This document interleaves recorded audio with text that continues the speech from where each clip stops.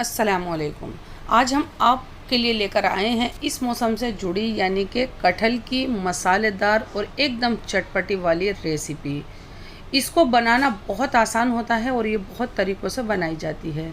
तो आज हम बना रहे हैं मसाले वाली। तो इसके लिए सबसे पहले हमने ले लिया है 4 टेबल स्पून ऑयल और ये हमारे पास 800 ग्राम कटहल है जिसको हमने छील के इस तरह से पीसीज में तोड़ लिया है।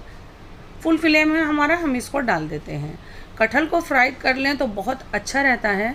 हम इसे फ्राई भी करेंगे और हम इसको 0.5% या 60% कुक भी कर लेंगे, थोड़ी गल जानी चाहिए। 1/4 टीस्पून हम इसमें डाल देते हैं हल्दी पाउडर। ये देखें, कटहल का कोई अपना टेस्ट नहीं होता है, इसलिए इसको किसी भी जायके में और किसी भी मसाले में बनाएंगे तो वही जायका आ जाएगा, इसलिए आप इसको किसी भी तरह से बआसानी बना सकते हैं।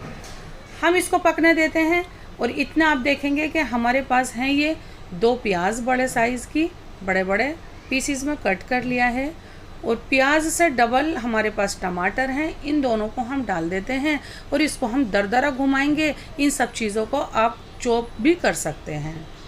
बहुत महीन पेस्ट इसका तैयार आप नहीं करेंगे तो आपकी ग्रेवी लाजवाब दिखेगी कटहल के साथ। ये देखें, ये इस तरह के चंक्स दिखते रहने चाहिए, बिल्कुल इस तरह का, या इससे भी थोड़ा मोटा होगा तो सही रहेगा।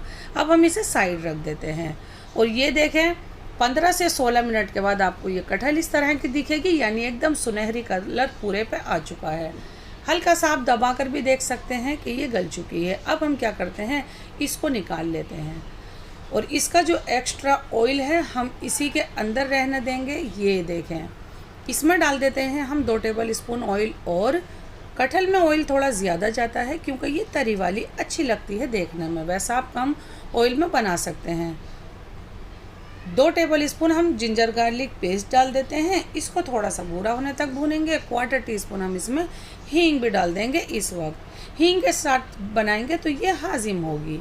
और जो हमने टमाटर की और प्याज की जो प्यूरी बनाई थी वो भी हम इसमें ही डाल देते हैं। इस वक्त अच्छे से इसको इस तरह से मिक्स करना है पहले, और इसमें डालेंगे 2 टीस्पून ये लाजवाब सा मसाला। इसका लिंक आपको डिस्क्रिप्शन में मिल जाएगा। सौंफ, धनिया, ज़ीरा और अजवाइन और साबुत लाल मिर्च एकदम दरदरी ये, और 2 टीस्पून हम पिसा धनिया, 2 टीस्पून कश्मीरी लाल मिर्च और 2 से 3 पिंच में इसमें हल्दी भी डाल देती हूँ मसाले में। थोड़ी हल्दी मैंने कटहल में भी डाली थी। इन सब चीज़ों को डालने के बाद बहुत अच्छे से पहले मिक्स करना है। ये देखें, इस तरह से बहुत अच्छे से मिक्स करके आप अपने जायके के मुताबिक नमक डाल लीजिए। मैंने आधा चम्मच नमक डाल दिया है, उसको भी डालने के बाद अच्छे से मिक्स कर लिया है। मसाले को बहुत अच्छे से पकाना बहुत ज़रूरी है। 5 से 6 मिनट मैंने इसको कवर करके पकाया है और आप मसाले को देख सकते हैं।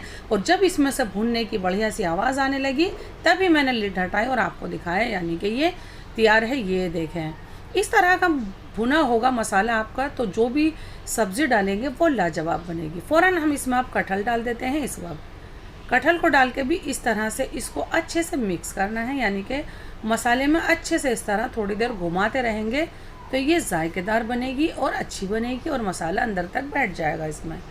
तो अच्छे से यूँ चलाते और घुमाते हुए जब ये इस तरह की दिखे तो अब हमें इसको थोड़ी सी देर पकाना होगा। हमने हाफ़ कुक कर ली थी। अब हम इसमें 100 ml पानी डाल देते हैं उसी जार के अंदर घुमा के, और इसको इस तरह से कर देते हैं।